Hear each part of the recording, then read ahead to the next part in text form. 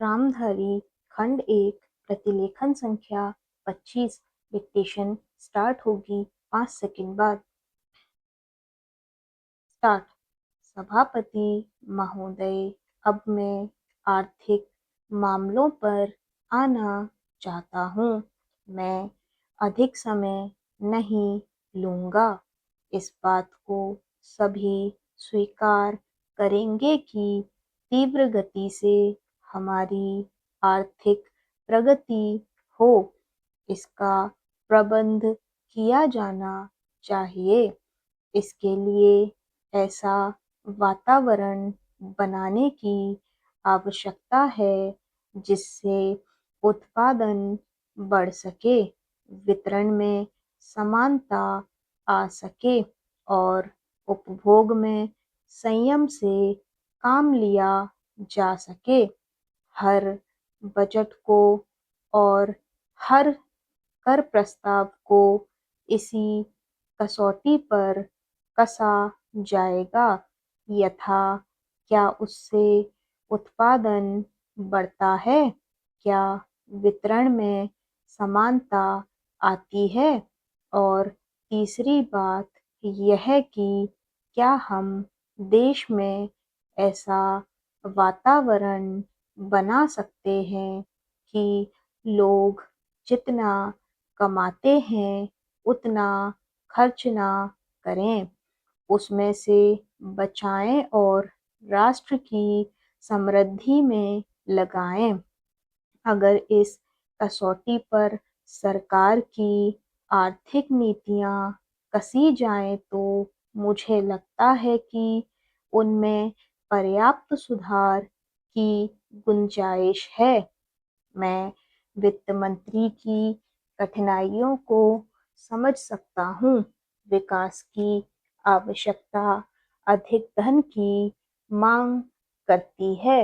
राज्य सरकारें अधिक कर लगाने के लिए तैयार नहीं हैं। वे केंद्र से कर्जा लेकर अपना काम चलाना चाहती हैं। वहाँ कोई वित्तीय अनुशासन नहीं है। यह सारा बोझा केंद्र को उठाना पड़ेगा और केंद्रीय सरकार कठिनाई में पड़ेगी। इसलिए मैं समझता और सुझाव को दोहराना चाहता हूँ कि राज्यों को इस संबंध में निर्देश दिया जाना चाहिए।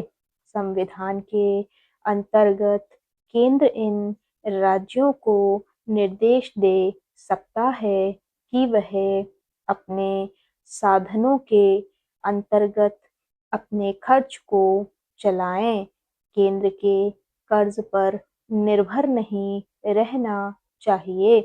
विशेष परिस्थितियों में कर्जा दिया जा सकता है, लेकिन कर्जा लेकर अपना काम चलाना यह उनका स्वभाव नहीं बनना चाहिए।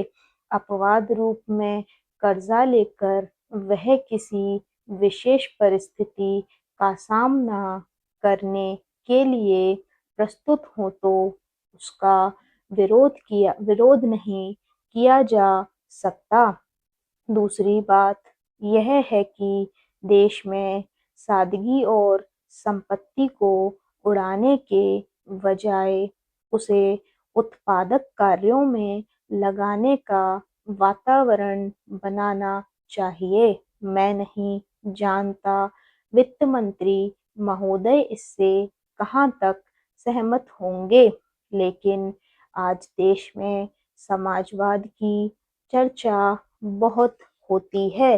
लोगों का समाजवाद की ओर देखने का दृष्टिकोण विकृत हो गया है।